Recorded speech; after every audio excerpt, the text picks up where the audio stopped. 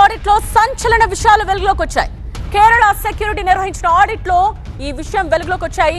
అక్రమాలు వెలుగులోకి వచ్చాయి. అమ్మేవారు లేకుండానే భూముల రిజిస్ట్రేషన్స్ జరిగినట్టుగా నిర్ధారించారు. ఓటీపీ వేలిముద్ర లేకుండానే రిజిస్ట్రేషన్స్ జరిగాయి.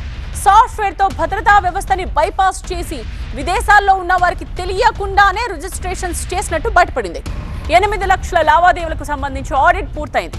22,000 రిజిస్ట్రేషన్స్ లో తేడాలొచ్చాయని, గోస్ట్ ఐడీలతో భూ రికార్డ్స్ మార్పు చేసినట్టు ఆడిట్ లో తేలింది. లక్షల ఎకరాల రికార్డులో అక్రమాలు చేసిన మాయగాళ్లు పాత తేదీలు సమయాలు మార్చి అక్రమ రిజిస్ట్రేషన్స్ చేసినట్టు తేలింది. దీంతో ప్రభుత్వం క్రిమినల్ చర్యలకు సిద్ధమైంది. విషయానికి సంబంధించిన కంప్లీట్ డీటెయిల్స్ తో స్పెషల్ కరెస్పాండెంట్ ప్రభాకర్ సిద్ధంగా ఉన్నారు. ప్రభాకర్, ఈ ఆడిట్ లో ఇంకా ఎటువంటి విషయాలు బయటపడుతున్నాయి? చాలా సంచలన విషయాలనే చెప్పాలి. అసలు ఆ పర్సన్కి తెలియకుండా, ఆ ల్యాండ్ ఓనర్కి తెలియకుండా ఆ ల్యాండ్కి సంబంధించిన పూర్తి వివరాలన్నీ కూడా మార్చేసిన పరిస్థితి ఆడిట్లో కనబడుతుంది. ఆడిట్లో చాలా సంచలన విషయాలు వెలుగు చూస్తున్నాయి.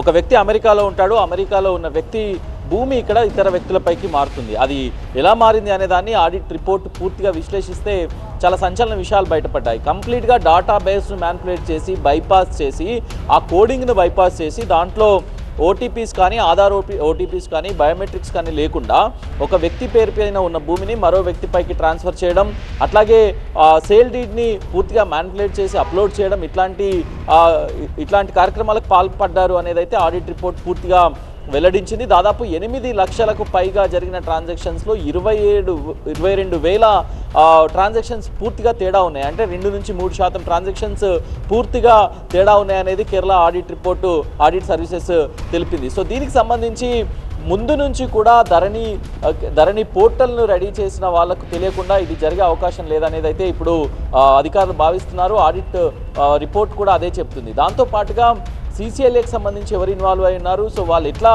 చేశారు దీన్ని అనేది అయితే అధికారులు పూర్తి స్థాయిలో విశ్లేషిస్తున్నారు. దీనికి సైబర్ సెక్యూరిటీకి సంబంధించిన అధికారుల సపోర్ట్ కూడా తీసుకుంటున్నారు. దాంతోపాటుగా ఒక కమిటీని కూడా వేశారు. మేడ్చల్ రంగారెడ్డి జిల్లా కలెక్టర్లు, అట్లాగే అప్పుడు మంద మక్కర్ ఇప్పుడు ITD POగా ఉన్నారు.